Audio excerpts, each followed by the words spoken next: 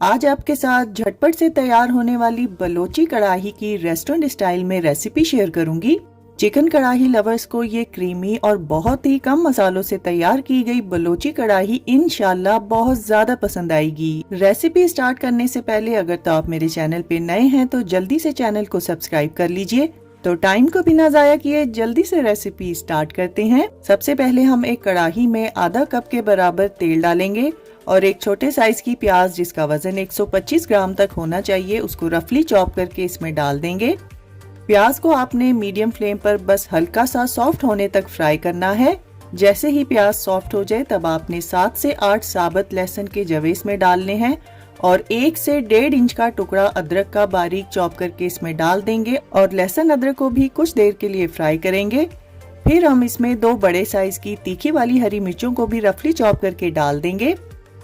हरी मिर्चों को आपने बिल्कुल लास्ट में डालना है क्योंकि ये जल्दी फ्राई हो जाती हैं और बस ख्याल रखिएगा कि प्याज का कलर चेंज नहीं होना चाहिए।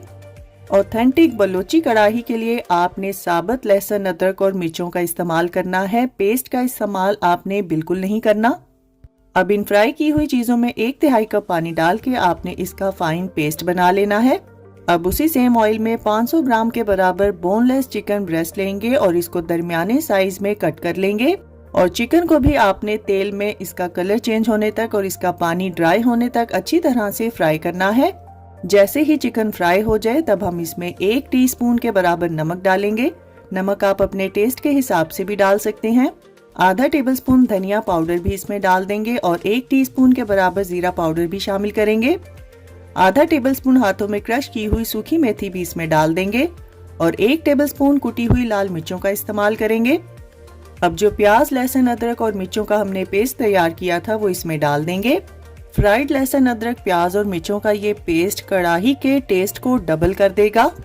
अब चिकन को इन तमाम मसालों के साथ एक बार अच्छी तरह से हिला देंगे और फिर कवर करके आपने इसको मीडियम फ्लेम पर 5 से 8 मिनट के लिए पकने देना है।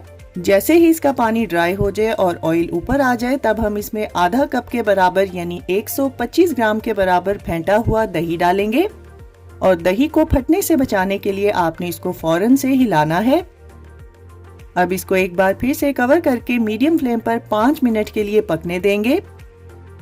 बस ख्याल रखिएगा कि दही को आपने बहुत ज्यादा ड्राई नहीं करना।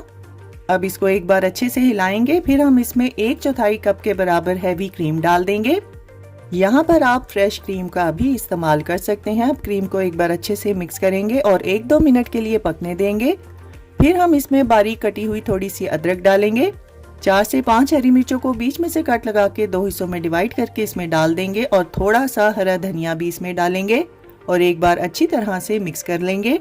बस ख्याल रखिएगा कि बलोची कढ़ाई की ग्रेवी को आपने बहुत ज्यादा ड्राई नहीं करना।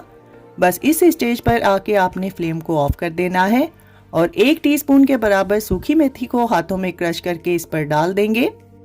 तो देखा आप लोगों ने कितनी आसानी से और बहुत ही कम चीजों का इस्तेमाल करके हमने बलोची कढ़ाई रेस्टोरेंट स्टाइल में घर पर तैयार की है।